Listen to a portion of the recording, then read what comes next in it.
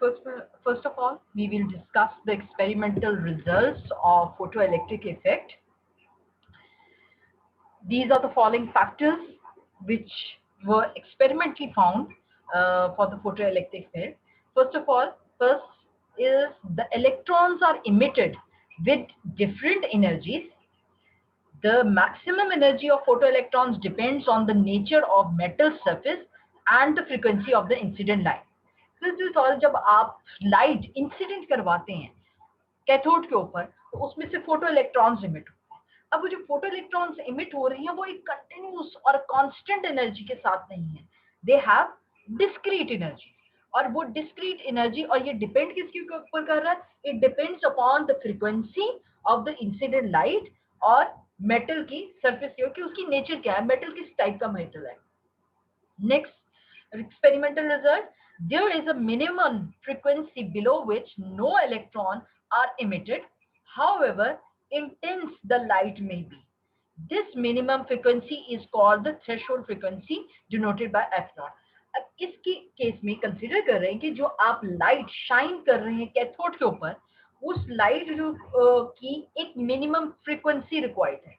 अगर वो minimum frequency that is the threshold frequency नहीं मिलती तो कभी भी उस मेटल सरफेस से फोटो इलेक्ट्रॉन्स इमिट नहीं हो सकते। And third is also related to the threshold frequency, that the threshold frequency depends upon the nature of the metal. It varies from metal to metal, that is different for different metal. यानी ये जो minimum energy required है किसी भी incident light की किसी metal की surface के ऊपर शाइन करवा के उसमें से फोटो इलेक्ट्रॉन्स इमिट करने की, ये मेटल टू मेटल वेरी करता है। हर मेटल के लिए ये सेम एनर्जी नहीं होती, हर सेम फ्रीक्वेंसी नहीं हो रही, डिफरेंट होती है। लेकिन ये थ्रेशोल्ड फ्रीक्वेंसी अगर आपकी इनकमिंग फ्रीक्वेंसी या incident frequency is less than that the threshold frequency, तब फोटो इलेक्ट्रॉन्स इमिट नहीं होंगे। फोटो इलेक्ट्रॉन्स इमिट नहीं होंगे तो फोटो इलेक्ट्रिक करंट नहीं प्रोड्यूस होगा। Electrons are emitted instantaneously. The number of electrons emitted per second is directly proportional to intensity of light. That is, the intensity of light only indicates the number of electrons. Electron जो emit होते हैं जैसे ही आपके shine करती है और वो frequency जो है वो थ्रेशोल्ड फ्रीक्वेंसी से ज्यादा होती है, इमीडिएटली फोटो इलेक्ट्रॉन्स इमिट होना शुरू हो जाते हैं। लेकिन कितने नंबर ऑफ इलेक्ट्रॉन्स इमिट होंगे वो प्रोपोर्शनल है इंटेंसिटी के। अब जब आप वो एक्सपेरिमेंट परफॉर्म करते थे जिसमें डिस्टेंस को वेरी करते थे, तो एक्चुअल में डिस्टेंस आप वेरी नहीं कर रहे थे, you were varying the intensity of light. कि जितनी ज्यादा इंटेंसिटी ऑफ लाइट होगी उतने ही ज्यादा number of photo electrons emit होंगे। If the incident light has its frequency above the threshold frequency, the photoelectrons are emitted at once, however weak intensity may be. Photoelectrons की emission जो है वो totally depend कर रही है कि frequency क्या है, इनकमिंग या इंसिडेंट फ्रीक्वेंसी के ऊपर डिपेंड करती है। अगर वो थ्रेशोल्ड फ्रीक्वेंसी से ज्यादा है, ऑल्दो अगर उसका इंटेंसिटी ऑफ द लाइट कम है, तो फोटो इलेक्ट्रॉन्स कम इमिट होंगे। लेकिन जैसे ही वो थ्रेशोल्ड फ्रीक्वेंसी से ज्यादा लाइट की इंसिडेंट लाइट अवेलेबल होगी, इंस्टेंटेनियसली उसी के साथ ही फौरी तौर पे फोटो इलेक्ट्रॉन्स जो हैं वो इमिट होना शुरू कर देंगे। And last experimental observation of photoelectric effect is the maximum energy of emitted electron increases with increasing frequency above the threshold frequency. जैसे कि पहले मैं आपको बताया कि जो एनर्जी ऑफ द इलेक्ट्रॉन्स हैं, जो फोटो इलेक्ट्रॉन्स इमिट हो रहे हैं, उनकी एनर्जी कांस्टेंट नहीं है, they have the different frequency, और वो मेटल की नेचर के ऊपर, मेटल सरफेस की नेचर के ऊपर डिपेंड करते हैं। तो मैक्सिमम एनर्जी आपको उस वक्त इमिट होगी जितनी ज्यादा आप फ्रीक्वेंसी इंक्रीज कर देंगे। फ्रीक्वेंसी थ्रेशोल्ड फ्रीक्वेंसी से इंक्रीज करते जाएंगे तो आपको मैक्सिमम एनर्जी के यानी मोर एनर्जाइज्ड इलेक्ट्रॉन जो हैं वो इमिट होंगे। नाउ कम्स कि फेलियर कैसे हुआ। ये explanation of the photoelectric effect was on the classical physics, that was electromagnetic wave theory of light. इससे explanation of photoelectric effect कोई completely explain नहीं हो, क्योंकि हम कंसिडर करते हैं अकॉर्डिंग टू दिस थ्योरी कि इंक्रीज जब करते हैं intensity of incident light, it should increase the kinetic energy of the emitted electrons, जो कि हमारे एक्सपेरिमेंटल रिजल्ट से कॉन्ट्रोडिक्ट करती है। अब इलेक्ट्रोमैग्नेटिक थ्योरी फेल्ड किसकी हुई थी? क्योंकि उसमें ये डिफरेंट आंसर्स नहीं दे सकी थी वो इन क्वेश्चंस के, ये क्वेश्चन जो थे वो अनआंसर्ड रह गए थे। First of all, why intense beam of light fails to emit electrons from the metal surface when its frequency is slightly less than threshold frequency of the metal। यानी electromagnetic theory से हम ये explain नहीं कर पाए थे कि आप इंटेंसिटी इंक्रीज करते जा रहे हैं लेकिन frequency of the incident light is slightly less than the threshold, तो फोटो इलेक्ट्रॉन्स क्यों नहीं इमिट हो रहे? क्योंकि according to the quantum theory कि जब आपके फोटो इलेक्ट्रॉन्स उस वक्त इमिट होंगे जब थ्रेशोल्ड फ्रीक्वेंसी से आपकी फ्रीक्वेंसी ज्यादा होगी, अगर थोड़ी सी भी ज्यादा होगी फोटो इलेक्ट्रॉन्स इमीडिएटली इमिट होना, ऑल्दो इसकी इंटेंसिटी चाहे कम भी हो तो उससे कोई फर्क नहीं पड़ेगा। नेक्स्ट जो एक्सप्लेन नहीं कर पाई electromagnetic theory, why a weak beam of light of frequency slightly greater than the threshold frequency causes an instantaneous emission of electrons। अब weak beam of light and frequency उसकी greater than the threshold frequency है, लेकिन weak beam है, इसकी मतलब है उसकी intensity कम है। तो हम पहले ही बात कर चुके हैं कि इंटेंसिटी के ऊपर डिपेंड नहीं करता फोटो इलेक्ट्रॉन्स डिपेंड किसके ऊपर करते हैं? डिपेंड करते हैं फ्रीक्वेंसी पे। जितनी ज्यादा फ्रीक्वेंसी होगी उतनी ही ज्यादा आपके फोटॉन्स जो हैं वो इमिट होंगे और उतनी ज्यादा एनर्जाइज फोटॉन्स आपके इमिट होंगे। इंटेंसिटी डिपेंड कर रही है कि कितने नंबर ऑफ फोटॉन्स इमिट होंगे। Why there should be a minimum frequency at which emission takes place। So ये तीन क्वेश्चन थे जो कि classical theory that was the electromagnetic wave theory, जब हम कंसीडर कर रहे थे कि light as a wave consider करते हैं कि वो शाइन करती है एक मेटल सरफेस पे और उसकी कोई मिनिमम फ्रीक्वेंसी से ज्यादा फ्रीक्वेंसी पे जब वो इंटरैक्ट करती है मेटल से तब उसमें से फोटो इलेक्ट्रॉन्स इमिट होते हैं।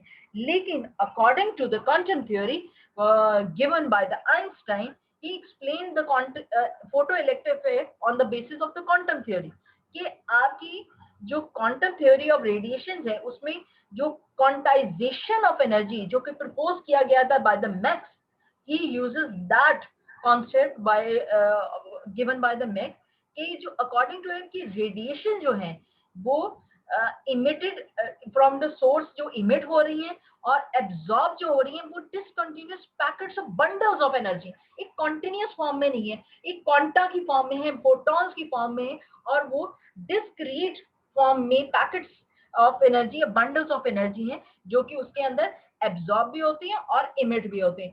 And it's according to the Planck's the frequency is directly proportional to energy, or you can see that energy of each photon is directly proportional to the frequency of the radiation, और जिसको plants hostel में E is equal to hf के साथ denote, E is equal to hf के साथ denote कि अगर photon could be absorbed by a single electron in the metal surface, the electron needs a certain minimum energy which is known as the work function to escape from the metal, and it has to do some work function ये कहते हैं कि वो minimum energy है, वो work function की form में कहते हैं कि अगर उसको मेटल सरफेस में से निकलना है, एस्केप करना है, तो ये minimum amount of energy which is also denoted as the work function, it is required to escape from, यानी इनकमिंग हम कंसीडर कर रहे हैं hf is the incoming frequency, incoming energy of the photon, वो फोटोन जो interact करता है with the electron present in the metal और मेटल उस इलेक्ट्रॉन को एक मिनिमम एनर्जी यूटिलाइज करते हैं, यानी उसमें से हम माइनस करेंगे इतनी एनर्जी वो यूटिलाइज कर देगा सिर्फ एस्केप होने के लिए मेटल के सरफेस से, बाकी रह जाने वाली remaining it will appear as the kinetic energy of the photo electron emitted. जो फोटो इलेक्ट्रॉन इमिट हो रहा है उसकी काइनेटिक एनर्जी के फॉर्म में, उसकी एनर्जी की फॉर्म में आपके सामने प्रेजेंट होगी। अब कंसिडर करते हैं कि kinetic energy, we know that कि ये जो आपका आइंस्टाइन का फोटो इलेक्ट्रिक रिलेशन, ये आपका आइंस्टाइन का फोटो इलेक्ट्रिक रिलेशन आया जिसमें डिफरेंस बताया गया कि आपकी ये इंसिडेंट जो लाइट है या इंसिडेंट फोटोन है उसकी energy minus the work function, that is the energy required by the electron to escape from the metal surface, is equal to इसका रिमेनिंग जो है, इसका डिफरेंस जो है is equal to the kinetic energy, maximum kinetic energy of the photo electron. ये जो photo electron emit हो रहा है उसके अंदर कितनी है। अब हम कंसीडर करते हैं कि उसमें जो maximum kinetic energy of photo electron है it is equal to zero. अब ये इक्वल टू जीरो है तो यहाँ हम अगर प्लेस करेंगे तो यहाँ से डिटरमिन कर सकते हैं कि the work function, the threshold, तो इस लिहाज से अगर वो इक्वल टू जीरो है then the frequency is equal to the threshold frequency, that is the minimum frequency, minimum frequency के इक्विवेलेंट है। तो हम ये कंसीडर करेंगे कि work function will be equal to H F naught.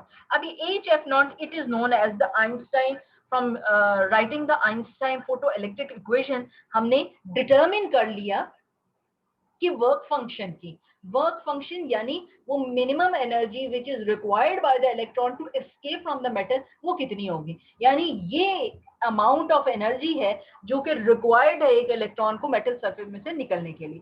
अब ये जो एनर्जी उसको रिक्वायर्ड है, अगर हम इसको दोबारा प्लेस करते हैं आइंस्टाइन की फोटो इलेक्ट्रिक इफेक्ट की रिलेशन में, all the emitted photoelectrons do not possess the same maximum kinetic energy। हम कंसिडर कर रहे हैं कि अब ये जो काइनेटिक एनर्जी है तमाम के पास वो नहीं होती।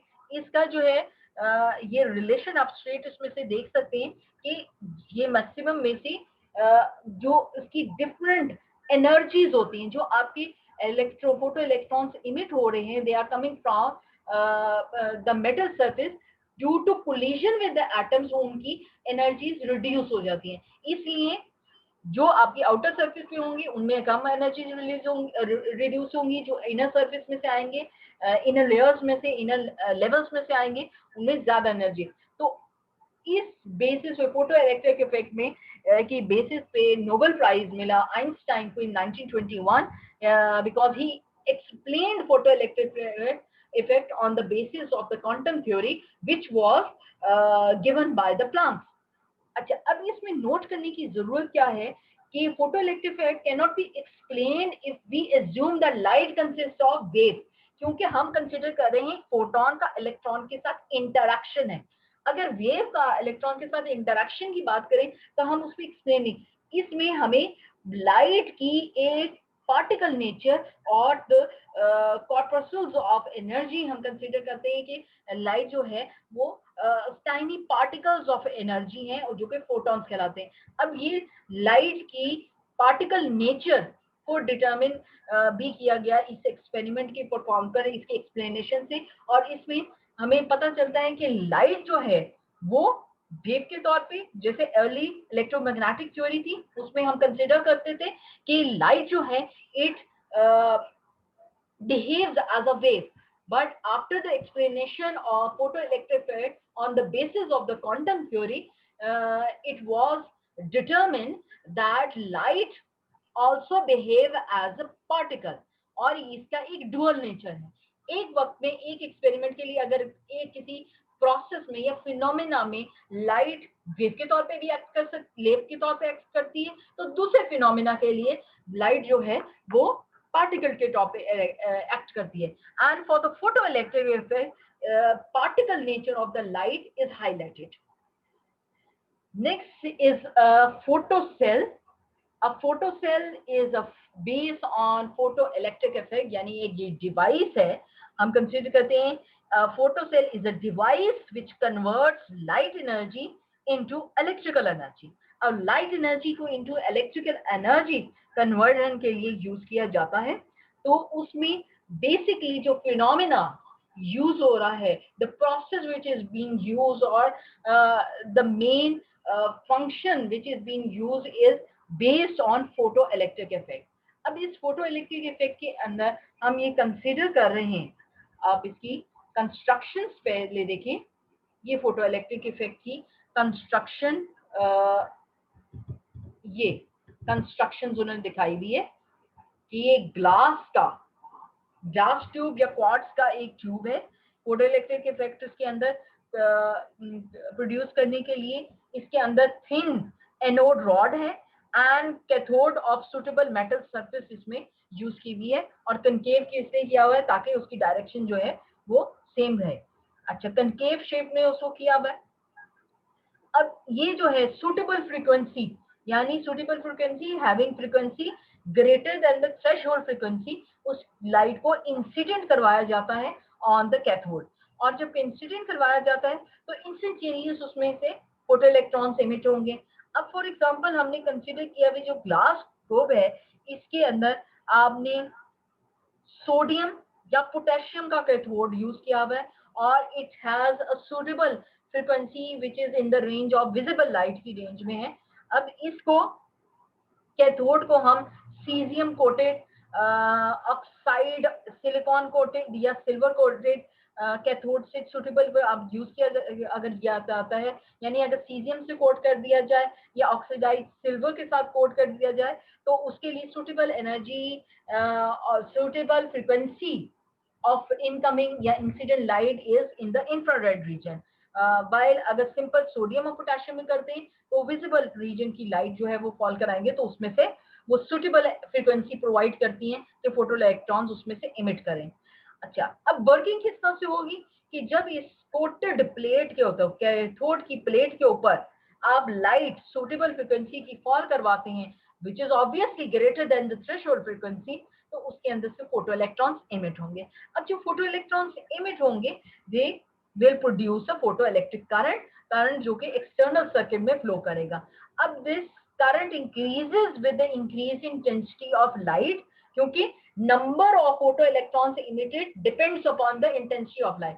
जितनी इंटेंसिटी ऑफ लाइट ज्यादा होगी उतने ही ज्यादा नंबर ऑफ इलेक्ट्रॉन्स उसके अंदर से इमिट होंगे, और जैसे ही आप इंसिडेंट लाइट को कट ऑफ कर देंगे तो फ्लो ऑफ करंट जो है वो स्टॉप हो जाएगा इमीडिएटली। अब ये अगर हम कंसीडर करें, this was the working of the photo electron photo cell.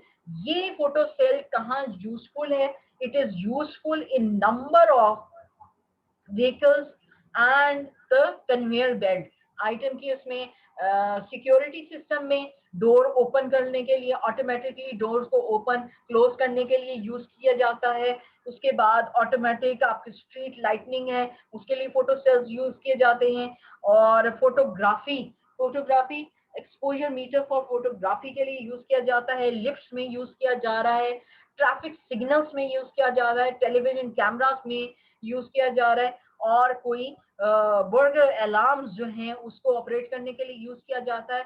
Sound tracks of movies को मुहैया करने के लिए यूज किया जाता है। देखिए हम ये देखिए sound tracks on the film intensity, अब ये इंटेंसी के साथ चेंज करते हैं तो ये साउंड ट्रैक्स ऑफ मूवी के अंदर ये फोटो सेल को यूटिलाइज किया। These were the you can consider photo cell is an application of photoelectric effect.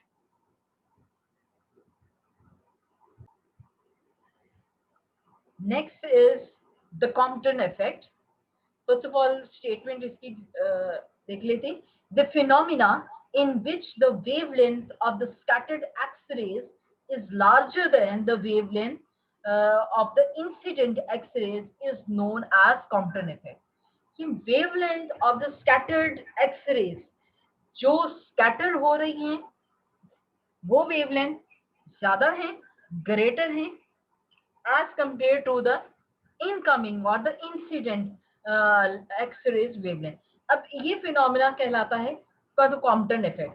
अब इस फिनोमेना को और इस तरह से अभी derive in the form of frequency किस तरह से डिराइव किया जा सकता है? The phenomena in which a photon of frequency f is scattered by an electron and the scattered photon has a frequency less than the incident frequency, यानी wavelength ज्यादा होती है स्कैटर्ड इलेक्ट्रॉन की और फ्रीक्वेंसी कम होती, क्योंकि आपको पता है इन दोनों का आपस में एक इनवर्स रिलेशन है. So in 1923 Compton at Washington university studied this scattering effect, और इसमें उन्होंने कंसिडर किया कि एक्स-रेज, स्कैटरिंग ऑफ एक्स-रेज को कंसिडर किया by loosely bound electrons from a graphite target. अब इसमें मेजरमेंट के लिए उन्होंने जो एक्सपेरिमेंटल सेटअप किया, उसमें आप ये देख सकते हैं कि ये एक ग्लास की इवैक्यूएटेड ग्लोब है, उसके अंदर एक ग्रेफाइट का टारगेट मटेरियल रखा हुआ है और उसमें इंसिडेंट करवाई जाती हैं एक्सरेज को.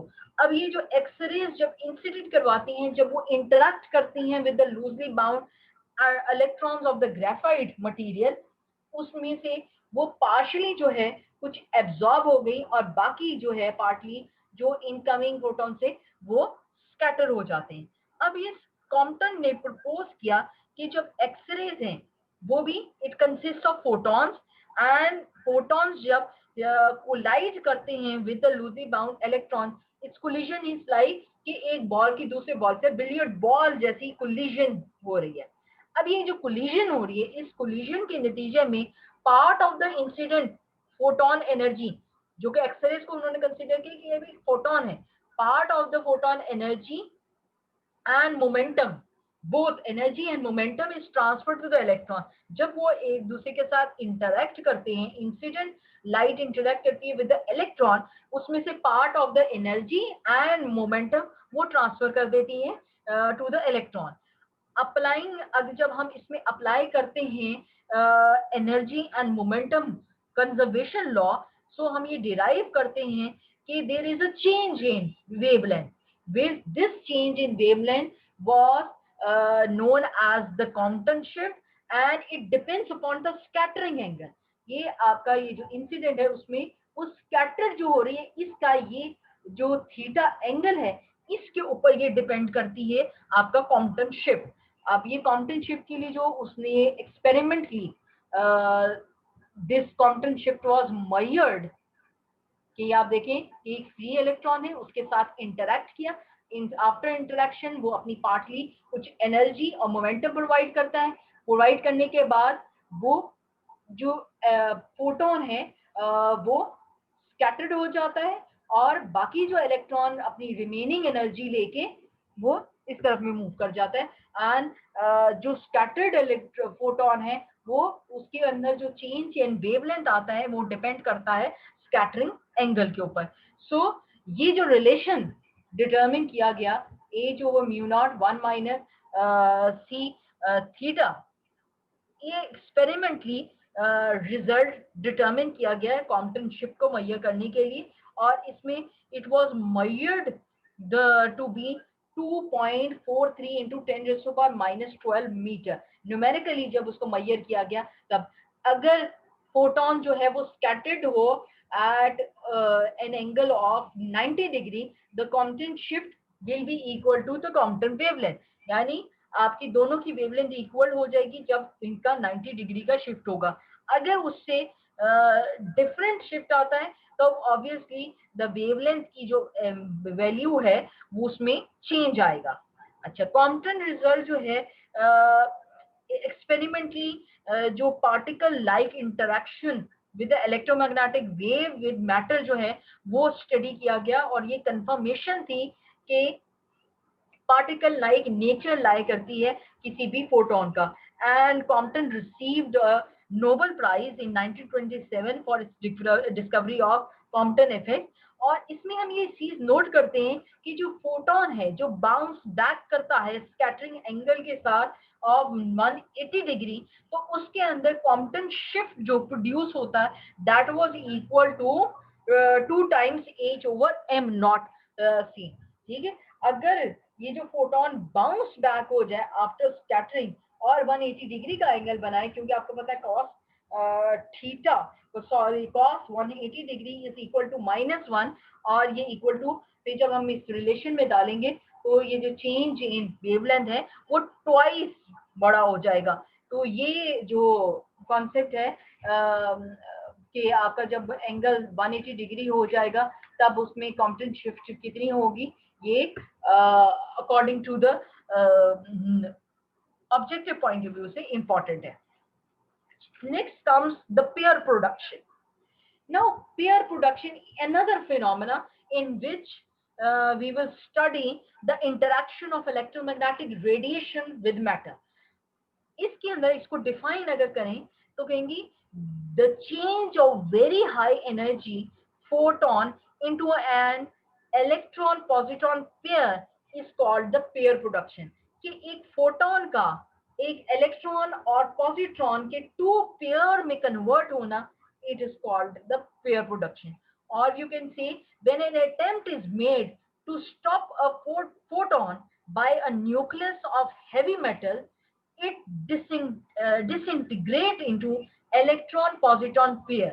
This phenomena is known as pair production. यानी जब एक फोटोन को किसी हैवी मेटल के न्यूक्लियस से स्टॉप किया जाता है तो वो फोटोन को टू पार्ट्स में डिवाइड करता है, डिसइंटीग्रेट कर देता है into an electron and positron pair. अब इसकी एक्सप्लेनेशन के लिए अभी आपके डायग्राम में भी सामने गिवन है इन डायग्राम 19.10 के किस तरह से एक पेयर प्रोडक्शन हो रही है कि फोटोन है उसको न्यूक्लियस से स्टॉप किया जा रहा है और आफ्टर स्टॉपिंग दैट वो फोटोन जो है disintegrate into a pair of electron and positron. अब ये कंसीडर करते हैं कि फोटोन है which has zero rest mass. ठीक है, जीरो रेस्ट मास है and it's mass is due to the kinetic energy motion. जब ये particle is force to slow down, अब उसका जीरो रेस्ट मास है और उसको रोका जा रहा है, इसको फोर्सफुली रोका जा रहा है, तो it gives an energy to the material in different form. अब जैसे हम ये कंसीडर करते हैं कि फोटो इलेक्ट्रिक इफेक्ट में हम कंसीडर कर रहे थे कि photon will lose all of its energy and the photon disappears. ठीक है, यानी जब वो इंटरैक्ट करता है with the electron it gives all of its energy.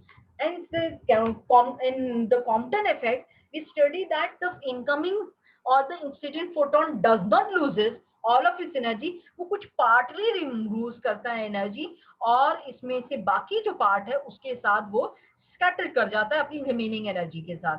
तो इसमें जो थर्ड टाइप की इंटरैक्शन है, पहले जो हम दो टाइप की इंटरैक्शन पढ़ते हैं, अब ये थर्ड टाइप की इंटरैक्शन है कि जब एक गामा रे फोटोन कोलाइड करता है with a heavy nucleus place in an electric field, तो वो उसकी photon energy it is converted into pairs, यानी वो डिसइंटीग्रेट कर जाता है इनटू इलेक्ट्रॉन पॉजिट्रॉन पेयर. अच्छा, अब वो जो पॉजिट्रॉन है has a mass and energy charge equal to that of electron but the charge being of opposite nature. ये जो इलेक्ट्रॉन और पॉजिट्रॉन का पेयर बना है, ये दोनों जो है उनका चार्जेस ऑपोजिट हैं बट इनकी चार्जेस मैग्नीट्यूड में सेम है बट उनका जो ऊपर चार्जेस की नेचर है वो ऑपोजिट इसमें कंसीडर की जाती है.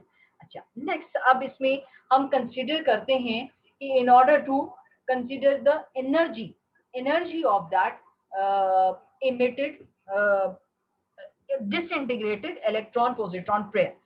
During the process जब pair production होती है तो energy and momentum and charge तमाम की तमाम all the remains the conserve according to the conservation law. अगर हमने momentum and energy को conserve करना है for the pair production which is taking place near the nucleus, जब वो recollide करता है तो इसमें हम ये कहते हैं it is materialization of energy. materialization of energy इसमें क्या है कि आइंस्टाइन की थ्योरी के मुताबिक जो एनर्जी है, आइंस्टाइन की equation E is equal to mc square, materialization energy means कि radiated energy is converted into matter, यानी mass का energy conversion का जो रिलेशन है हम उसमें कहेंगे ये मटेरियलाइजेशन ऑफ एनर्जी है. अब ये कंडीशन हम कंसीडर करते हैं कि एनर्जी ऑफ फोटोन जो आपका था इंसिडेंट और जिसको स्टॉप करवाया गया वो किस पार्ट में, दो पार्ट्स में कन्वर्ट हो गया. एक energy required for pair production plus the kinetic energy of the two particles, the electron and the positive. अब इसमें जो energy required for pair production है that is equal to 2m0 c²। और ये 2m0 c² का हमने ये relation कहाँ से निकाला कि ये जो एनर्जी ऑफ द फोटोन है आपकी जो प्लेस करते है इट्स वैल्यू इज 2m0 ये एनर्जी रिक्वायर्ड है किसी भी पेयर प्रोडक्शन के लिए, यानी फॉर एन इलेक्ट्रॉन और पॉजिट्रॉन जिसका रेस्ट मास जो है m0 c² that is equal to 0.51 है। दोनों को आप ऐड कर दें 0.51 तो आपकी टोटल एनर्जी जो बन जाएगी that is equal to 1.02 me which is equal to 2m0 c²। ठीक है, दोनों के रेस्ट मास की एनर्जी के इक्वल है। और हम ये कंसीडर करते हैं कि photon of energy greater than 1.202 s probably और for the pair production occurs के लिए रिक्वायर्ड है कि ये इतनी एनर्जी उसको सप्लाई करे ताकि वो पेयर प्रोडक्शन का फिनोमिना अकर कर सके। और उसके नतीजे में जो दो आपके पेयर्स प्रोड्यूस होंगे after disintegration of the photon that is the electron and the positron. और इलेक्ट्रॉन और पॉजिट्रॉन जो क्रिएट होंगे उनकी भी एक इंडिविजुअल काइनेटिक एनर्जी होगी। So the incoming photon having an energy of hf उसकी एनर्जी है, it is being utilized by for the energy required for pair production and individual kinetic energy required by the each particle. So this is the phenomena how the photon when forcefully stopped by a nucleus is disintegrated into a pair of electron and positron.